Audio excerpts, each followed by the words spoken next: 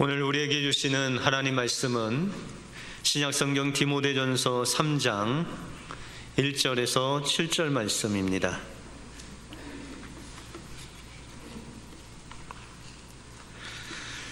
mit보다 이 말이여 곧 사람이 감독의 직분을 얻으려 함은 선한 일을 사모하는 것이라 함이로다.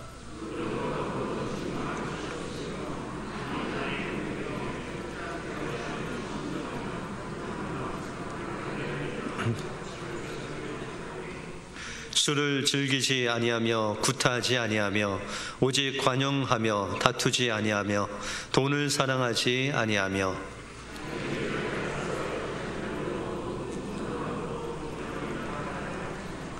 사람이 자기의 집을 다스릴 줄 알지 못하면 어찌 하나님의 교회를 돌보리요.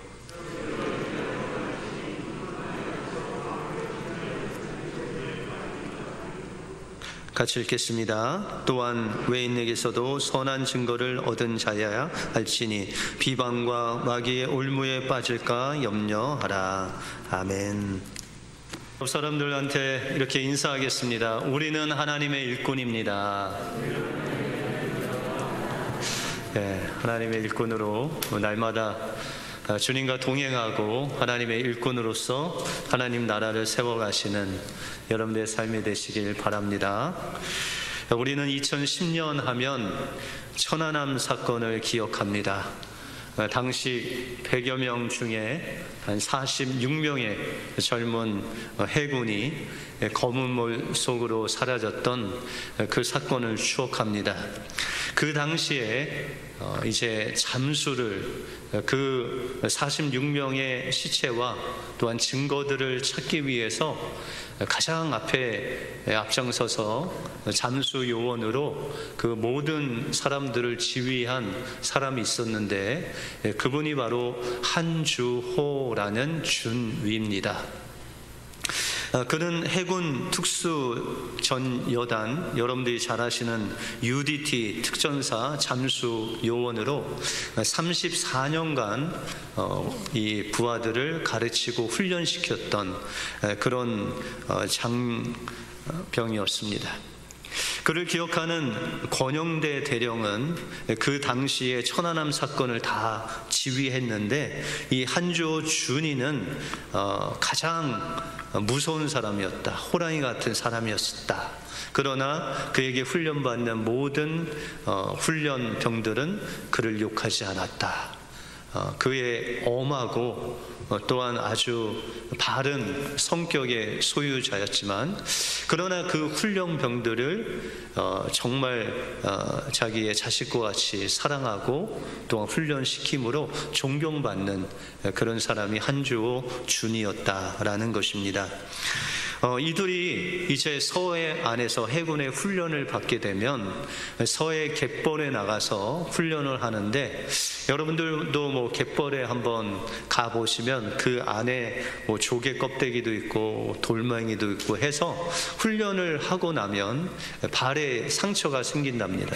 그런데 이 상처난 발로 하루 종일 바닷물에 있다 보면은 그 상처에 바닷물이 들어가고 또 그 다친 곳이 골마서 고름이 꽉 차게 된다고 합니다. 그러면 이 한주호 준이는 훈련병과 함께 훈련을 마치고 이제 해가 질 때 돌아올 때 자신의 발을 살피는 것이 아니라 이 훈련병들의 발을 살핀다고 합니다.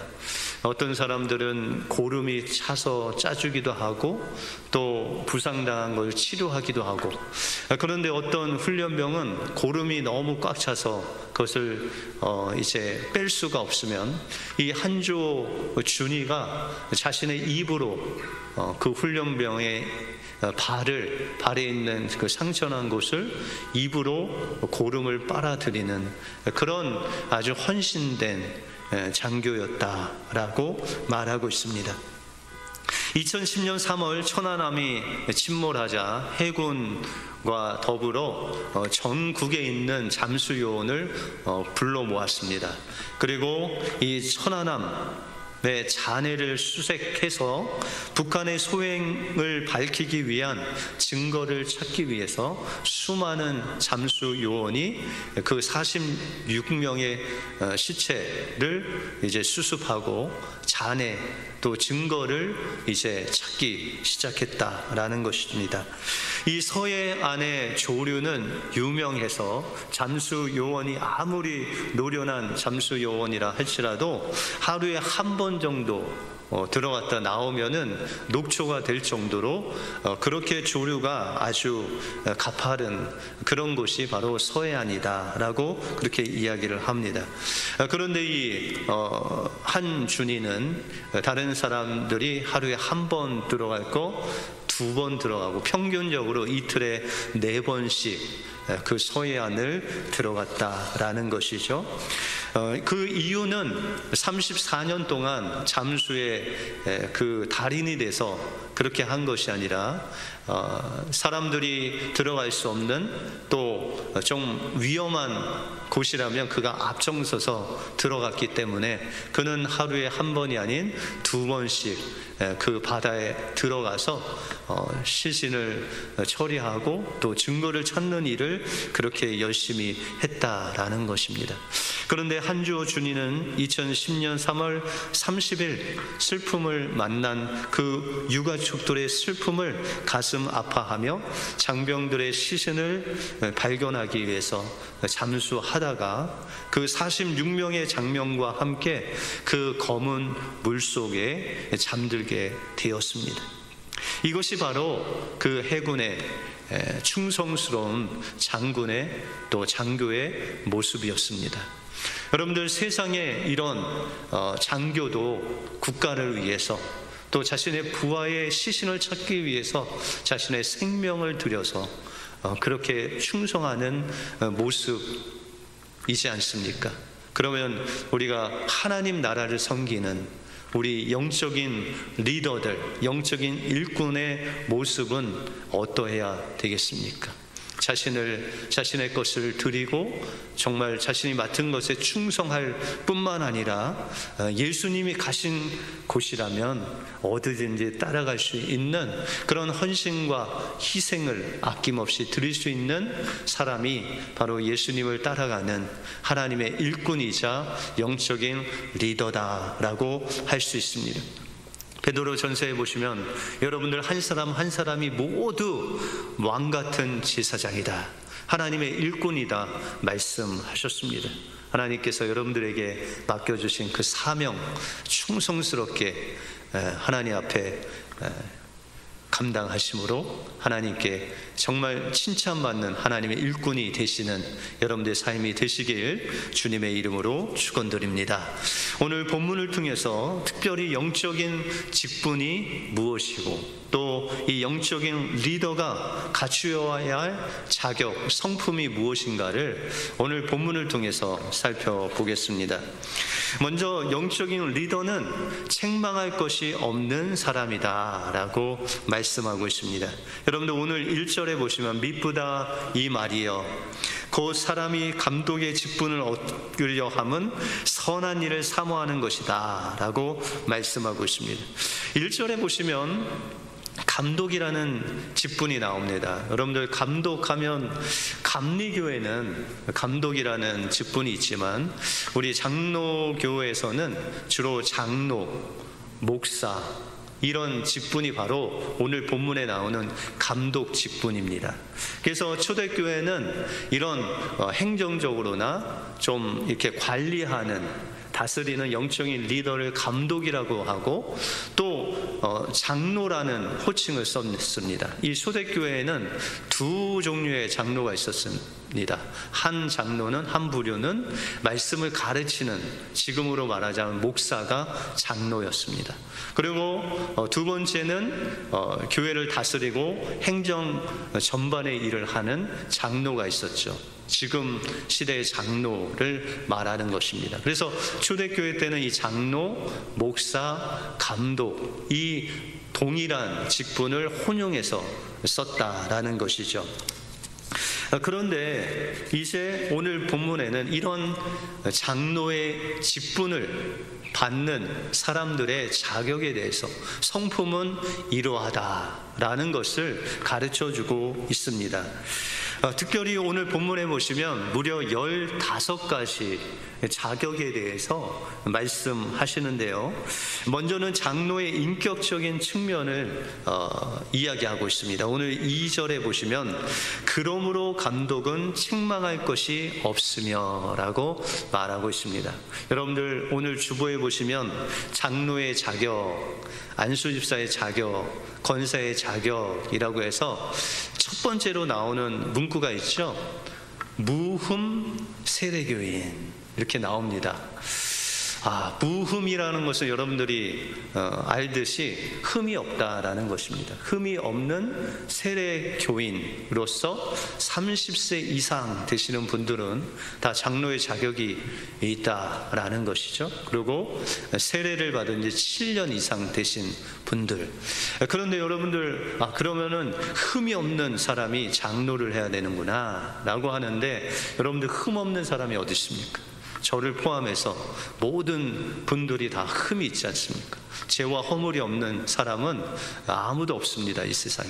그런데 여기서 말씀하시는 것은 특별히 무흠이라는 것은 책망할 것이 없는 이라는 뜻입니다. 다시 말해서 눈에 띄게 책망할 것이 없는 그런 사람을 무흠 세례교인이다 라고 말할 수 있다라는 것이죠. 여러분들 세상에 아주 좀 높은 직위들, 장관이나 검찰총장이나 경찰총장이나 이런 사람들을 뽑을 때 하는 것이 있죠. 세 글자인데 청문회를 합니다. 그죠? 여러분들 청문회를 보시면은 세 가지 범주 안에 웬만한 사람이 다 들어요. 그 첫 번째는 바로 군대 문제입니다. 자녀들의 군대를 안 보내기 위해서 백을 쓰든지 힘을 쓰든지 돈을 써서 자녀들 군대 안 보낸 그런 사람들이 많습니다. 두 번째는 이 자녀들을 좋은 학군에 공부하기 위해서 위장 전입을 하죠. 주소를 다른 사람들의 그 주소를 빌려가지고 그 자녀들을 위장 전입해서 좋은 학군에 보내죠. 마지막으로 부동산 세금을 잘 안 내고 탈세한 거, 이 세 가지를 보면 대부분 99%가 여기에 걸립니다. 여기에 걸리면 어떤 사람이에요? 책망 받을 사람이죠. 여러분들 세상에 이런 직분, 아주 그런 것도 뽑을 때 이런 몇 가지를 통해서 이 사람이 흠이 있는가 없는가를 보지 않습니까? 여러분들 영적인 리더를 뽑을 때에도 우리가 그 사람이 정말 책망할 것이 없는지 있는지를 보는 자격을 오늘 말씀하고 있다라는 것입니다. 그러면 어떻게 우리가 책망받을 것이 없는 자격을 저 사람은 책망받을 사람이 아니다라는 것을 어떻게 구분을 할 수 있겠습니까? 몇 가지 팁을 여러분들에게 드리자면, 먼저는 영적인 그 리더는 충성스러운 자여야 됩니다. 여러분들 충성한다는 것은 그냥 어떤 일을 맡겨놓으면 그냥 잠시 하고 그냥 끝나는 그런 것이 아닙니다. 지속적으로 하나님께서 맡겨주신 일을 정말 인내로서 감당하는 그런 사람이 책망을 받을 것이 없는 영적인 리더다라는 것입니다. 또한 영적인 리더를 분별하는데 또 하나의 팁은 바로 그 사람이 이 교회 안에서와 밖에서의 삶이 동일한가라는 것입니다. 교회 안에서는 천사같이 봉사하고 웃고 잘 대하는데 직장에만 가면 그냥 세상 사람보다 더 악한 그런 분들이 우리 은혜교회는 없는데 세상에 그런 분들이 종종 있다고 그러십니다. 여러분들 그 안과 밖의 삶, 또 어떤 사람들은 이 직장 생활도 잘하는데 가정에만 가면 그냥 폭력적으로 변하는 사람도 있다고 들었습니다. 여러분, 그런 사람들은 영적인 리더로서 자격이 없는 사람이다 라고 말할 수 있습니다. 또한 오늘 2절에 보시면 절제하며 신중하며 단정해야 된다라고 말씀하고 있습니다. 여기서 신중하다라는 것은 맑은 정신으로 쉽게 흥분하지 않고 그 사태를 잘 수습하는 능력입니다. 신중하다는 것은 다시 말해서 내적인 신앙의 능력을 말합니다. 또한 이 단정하다, 저 사람 참 단정하다라고 했을 때 이 단정이라는 것은 어떤 일이 잘 풀리지 않았을 때도 하나님 앞에서 겸손하게 기도함으로 인내로서 그 일을 잘 해결해 나가는 것입니다. 또한 일이 잘 되면 교만하지 아니하고 겸손하게 하나님 앞에 엎드려 하나님 앞에 감사할 수 있는 그런 모습을 보이는 사람을 단정하다라고 그렇게 말하고 있다라는 것입니다. 그러므로 영적인 리더는 내적으로 외적으로 하나님 앞에서 절제되고 또한 겸손하고 어떤 어려움을 만났을 때 인내로 그 일을 헤쳐 나갈 수 있는 능력이 있는 사람이다라고 말하고 있습니다. 그런 능력을 보기 위해서 구체적으로 오늘 3절에 보시면 술을 즐기지 아니하며 구타하지 아니하며 라고 말씀하고 있습니다. 여러분들 술을 즐기지 아니한다라는 것은 원문에 보니까 술 곁에 오래 앉아있지 않는다라고 말하고 있습니다. 여러분들 영적인 리더는 술에 임박힌 자가 되면 안 됩니다. 어떤 분들은 질문하죠. 목사님, 그러면 포도주 한 잔은 괜찮으니까? 이렇게 물어요. 뭐 결혼식이나 뭐 이런 데 가면. 그런데 여러분들 성경에도 보시면 예수님이 물로 포도주를 만들지 않습니까? 그리고 그분들이 이야기하는 건 팔레스틴 이 지역에는 물이 귀하기 때문에 목사님, 포도주는 음료수였습니다. 그렇게 이야기를 해요. 여러분들 포도주가 음료수입니까? 물 대용입니까? 만약에 여러분들 포도주를 물 대용으로 드시려면 저 팔레스틴 땅에 가서 그렇게 드시면 됩니다. 여러분들 집에 물이 많으시죠? 그러면은 물을 드셔야 돼요. 여러분들 경적인 리더들은요, 양의 무리의 본이 돼야 됩니다. 그래서 여러분들 결혼식에 가면요, 포도주 한 잔 괜찮겠지 하시고 마시면 안 됩니다. 뭐 성도님들은 몰라서 드셔도 되지만 영적인 리더들은 절대 드시면 안 됩니다. 어떤 결과가 났는지 아세요? 결혼식에 갔더니 은혜교회 장로님이 포도주를 마시더라. 그런 소문이 나면요, 완전히 하나님 망신입니다. 그래서 우리가 이 술에 대해서 정말 엄격하게 영적인 리더는 양의 무리의 본이 돼서 그걸 보고 안수 집사 또 서리 집사가 다 따라하거든요. 그래서 영적인 리더는 양의 무리의 본이 돼서 행동해야 된다라는 것이죠. 또한 오늘 본문에 보시면은 구타하지 아니한다 라고 그렇게 말씀하고 있습니다. 3절에 보면 여러분들 구타는 손과 발로 폭력을 행사하는 것이죠. 그런데 성경이 말하는 구타는요, 이 손과 발을 뛰어넘어서 말로 사람들을 폭력적으로 말하는 것까지 그런 언행이 바로 구타다라고 그렇게 말하고 있습니다. 우리가 잘 아는 한국의 소망교회 원로 목사님이신 곽선희 목사님이 한 번은 이제 노예 교회 한 군데가 이제 문제가 생겨서 수습위원으로 그 교회를 방문했다고 합니다. 그래서 이제 당회원들과 함께 이제 당회를 하는데 그 장로님들 중에 문제의 장본인이 한 분이 계셨어요. 그래서 이 목사님이 장로님들에게 교회에 대해서 말씀하시고, 또 당원들이 화합하고 또 사랑하고 이 성도들의 본이 되어야 된다, 뭐 이런 겉면의 말을 쭉 하고 있는데, 이 문제 많은 장로님이 갑자기 벌떡 일어나더니 한마디 말을 하고 나가시는 것입니다. 니네끼리 다 해먹어라, 다. 그러고 나가셨대요. 그러니까 이 분위기가 어떻게 됐을까요? 완전히 그냥 얼어버렸죠. 그때 곽선희 목사님이 그 남은 장로님들에게 이야기하시기를, 물리적인 폭력만 폭력이 아니라 언어로 하는 폭력도 심각한 폭력입니다. 우리 영적인 리더들은 언어로 다투지 않고 혈기 부리지 않고 언어의 폭력을 행하면 안 됩니다 라고 그렇게 말씀하셨다고 합니다. 여러분들, 우리가 영적인 리더가 된다는 것은 약물의 본이 된다는 것입니다. 약물의 본이 되기 위해서는 우리가 책망할 것이 없는, 자신을 자제하고 절제하고 또한 겸손하고 어려운 일들을 묵묵히 인내로 믿음으로 이겨나가는, 평화를 도모하는 그런 영적인 리더가 바로 하나님이 원하시는 리더다라는 것입니다. 다음으로 영적인 리더는 자신의 가정을 잘 다스리는 사람이 되어야 됩니다. 오늘 2절에 보시면 감독은 한 아내의 남편이 되어야 된다라고 말씀하고 있습니다.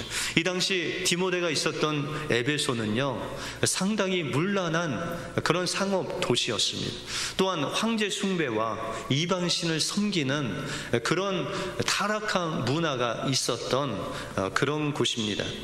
역사학자에 의하면 이 당시 이 에베소와 또한 로마 사회가 얼마나 타락했냐면, 사람들이 쾌락을 위해서 창녀를 두고 욕구를 위해서 첩을 두고 합법적인 자녀를 낳기 위해서 아내를 둔다라는 말이 있을 만큼 그렇게 타락한 시대였다라는 것이죠. 우리가 지지난주에 말씀을 배운 것 같이 남편은 아내를 어떻게 해야 돼요? 내 몸과 같이 사랑하는 것, 그 하나님의 말씀대로 사는 자라야 영적인 리더의 조건을 갖춘다라고 말씀하고 있습니다. 또한 5절에 보시면, 사람이 자기 집을 다스릴 줄 알지 못하면 어찌 하나님의 교회를 다스리겠느냐라고 그렇게 말씀하고 있습니다. 여러분들, 가장 작은 단위의 교회가 바로 가정입니다. 그러므로 가정을 다스리지 못하면 교회의 일꾼이 될 수 없다라고 말씀하고 있는 것입니다. 그래서 영적인 리더는 자기 가정을 다스려야 되는데 두 가지 측면입니다. 하나는 잘 부양해야 됩니다. 열심히 일해서 가족들을 잘 부양하는 것이 영적 리더의 책임이고, 두 번째는 그 가족들, 특별히 자녀들을 하나님의 말씀으로 양육하고 훈계하고 다스리는 일을 잘 해야 된다라고 말씀하고 있습니다. 여러분들, 구약에 보시면 사무엘 제사장으로 만들고 또 훈련시킨 제사장이 나오죠. 엘리 제사장입니다. 근데 이 엘리 제사장이 나이가 늙어서 아들 2명을 낳습니다. 그 아들들의 이름이 홈니와 비느하스죠. 근데 여러분들도 알듯이 늦둥이가 예뻐요, 안 예뻐요? 늦둥이는 그냥 무조건 예쁩니다. 그죠? 그런데 이 엘리 제사장이 정말 나이가 많은 상태에서 그 아들들을 낳았어요. 그런데 이 아들들이 그렇게 자라다 보니까 그 아버지에게 혼도 안 나고 뭐 잘못해도 책망을 듣지 않고 그렇게 자라다 보니까 완전히 망나니로 자랐습니다. 그런데 이 제사장의 아들은 뭐예요? 제사장이죠. 제사장 역할을 하기 위해서 성전에서 그들이 그 일을 하는데 그곳에 수종드는 여인들을 막 건드리고, 또한 하나님께 드려지는 제물을 먼저 자기들이 취해서 먹는 그런 엄청난 죄악을 범하게 되었다라는 것이죠. 근데 여러분들, 우리가 사무엘상에 보시면 이 엘리 제사장이 그 아들들의 악한 행동을 듣고 그들에게 이야기하는 게 어떤 내용이냐면, 내 아들들아, 그리하지 말라. 내게 들리는 소문이 좋지 않다. 이렇게 이야기하면 아들들이 들을까요? 그냥 잡아다가 다리 몽둥이를 그냥 부러뜨려야, 그게 그 아들들을 살리는 길이에요. 그들이 계속 그렇게 놔두면 그들은 완전히 망하지 않습니다. 그래서 그들은 전쟁에 나갔다 둘 다 하나님이 치셔서 죽고, 그 소식을 듣고 엘리 제사장이 죽습니다. 만약에 엘리 제사장이 그때 그 아들들을 정말 따끔하게 완전히 그것에 돌이킬 수 있도록 혼을 내거나 체벌을 했다라면 그들은 정말 그들의 생명이 사는 역사가 일어났었을 것입니다.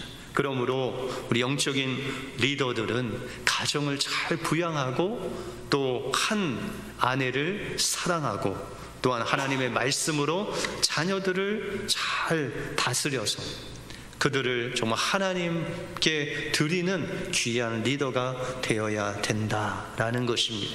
마지막으로 영적인 리더는 나그네를 대접하며 외인들에게 선한 증거를 받는 사람이어야 됩니다. 여러분들 2절에 보시면 나그네를 대접하는 것, 그런데 우리가 잘 와닿지 않죠. 요새 뭐 나그네가 어디 있습니까, 목사님? 그런데 이 당시에는요, 로마 황제가 이 성도들을 핍박했습니다. 그래서 이 성도들이 신앙을 위해서 자기의 집과 자기의 재산을 다 버리고 나그네 인생을 사는 사람들이 있었습니다.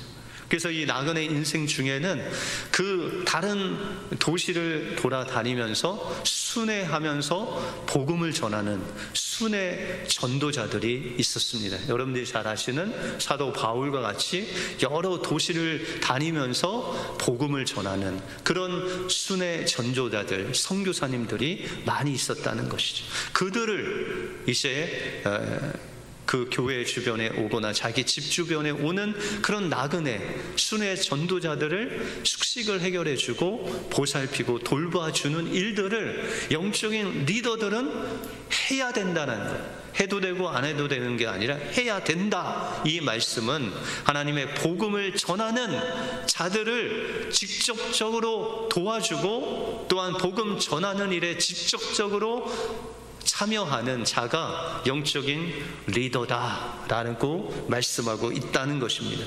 그러므로 영적인 리더들은 선교해야 됩니다.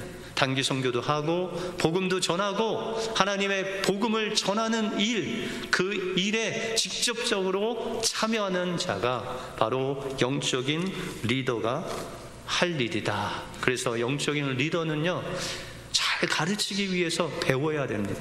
제자 훈련도 하시고 성경 공부도 해서 그것을 또 성도들에게 가르치고 그 본이 돼야 되는 그 자리가 바로 영적인 자리며 장로의 자리다라고 말씀하고 있습니다.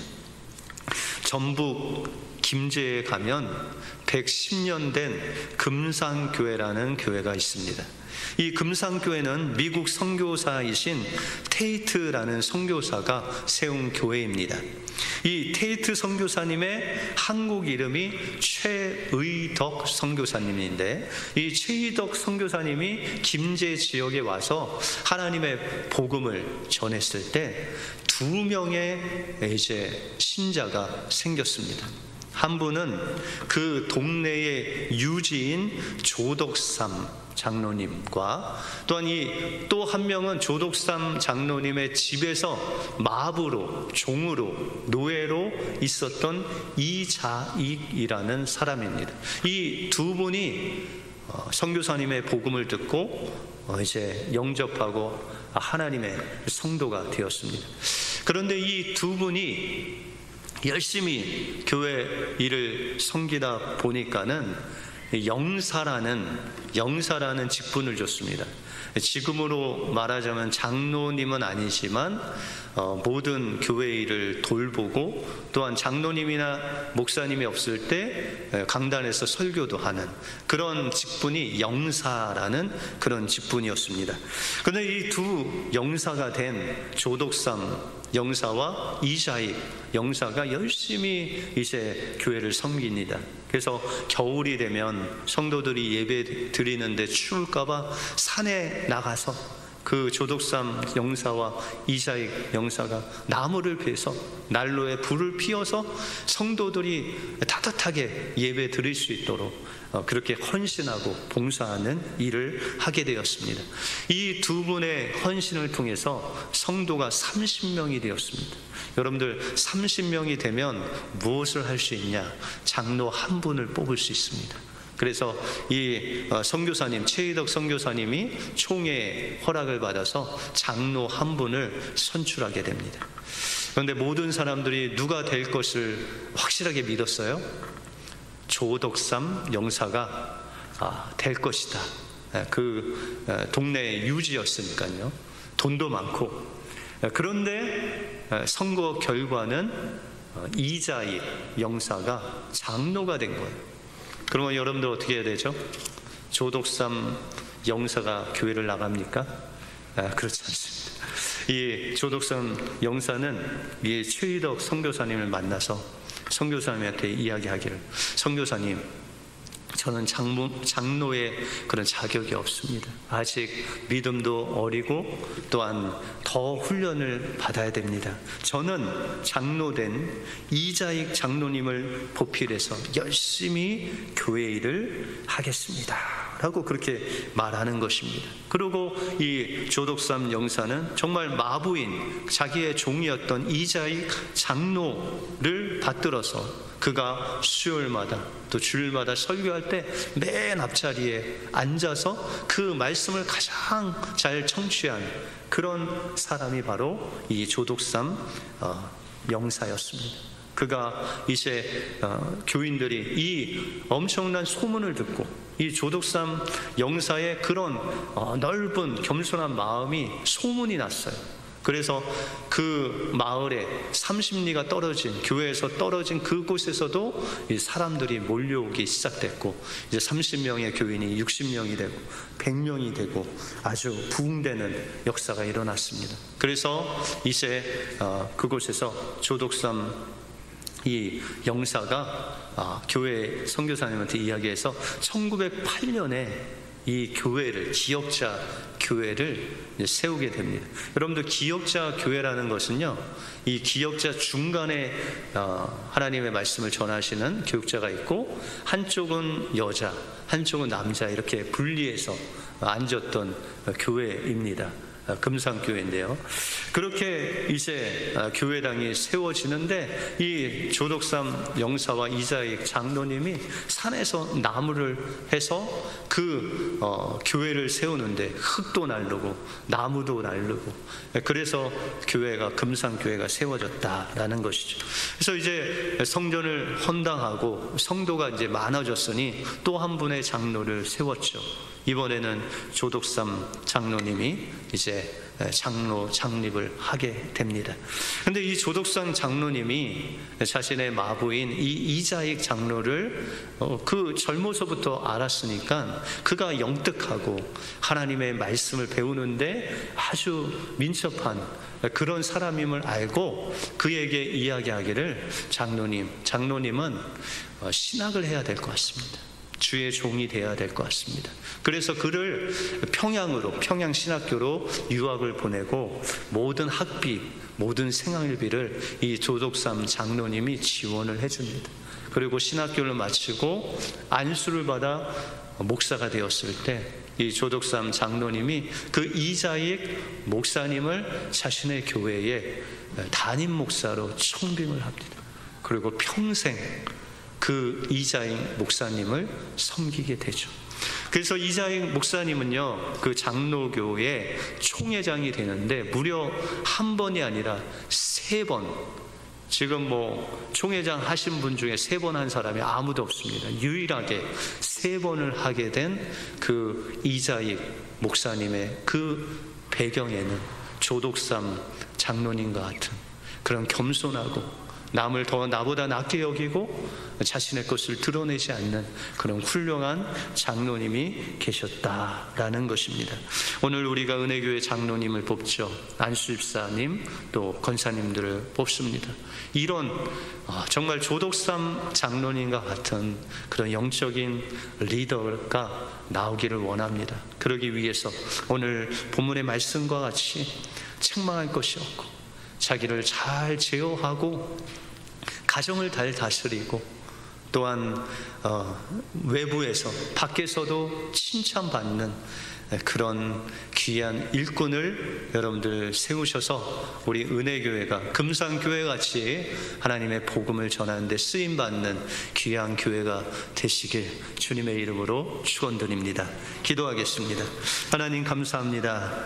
오늘 귀한 우리 직분자를 뽑는 날입니다. 하나님 오늘 이 감독의 자격을 통해서 감독은 책망할 것이 없고 한 아내의 남편이 되고 또한 술을 즐기지 아니하며 관용하고 다투지 아니하고 정말 하나님 나라를 위해서 충성하는 겸손한 일꾼임을 저기가 보았습니다. 오늘 공동의회에서 뽑힐 귀한 영적인 리더들, 하나님 이런 귀한 분들이 뽑히게 되어서 정말 은혜교회 하나님의 복음을 전하고 또한 하나님의 교회를 세우는 데 크게 쓰임받는 일꾼들을 세우는 복된 시간 되게 하여 주시옵소서. 모든 것 주님께 감사드리오며 예수 그리스도 이름으로 기도하옵나이다. 아멘.